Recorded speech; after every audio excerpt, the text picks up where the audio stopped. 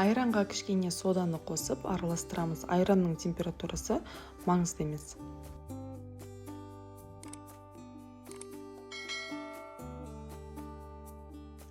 Тұз, жұмыртқа, ерітілген майды қосып жақсылап араластырамыз. Ұнды қосып, қолға қатты жабыспайтындай етіп, қамыр илейміз. Ұнды артық қоспаңыздар, піскен кезде наны үгітіліп, жұмсақ болып тұрады.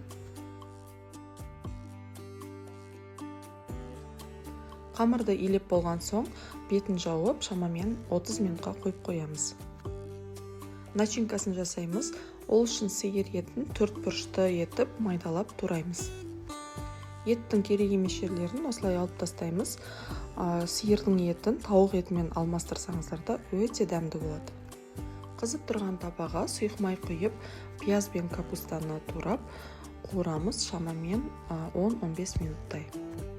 Маған пияз бен капустаны осылай жартылай пісіріп алып қосқан ұнайды. Сол кезде өте сочный, дәмді болып шығады.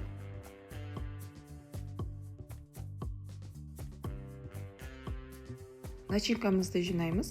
Етке туралған картопты, қуырылған пияз бен капустаны қосамыз.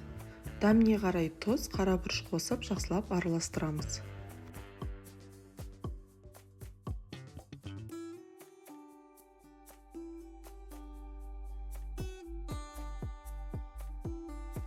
Қамырды екіге бөліп, қатты жұқа емес, қатты қалың емес етіп, оқтаудың көмегімен ұнды сеуіп отырып, жайып аламыз.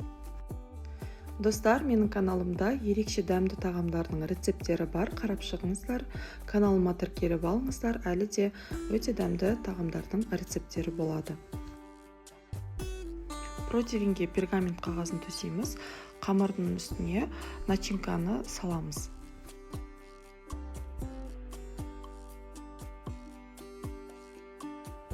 Қамырдың екінші бөлігін бетіне салып, шеттерін бекітеміз.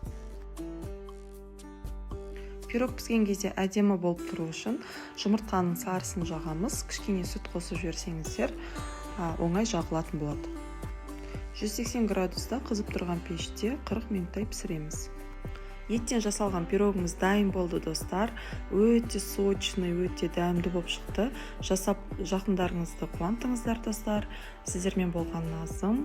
Каналыма тіркеліп, лайк басып, комментарий жазып кетіңіздер. Мен қуанып қаламын. Көп рахмет сіздерге. Ас болсын.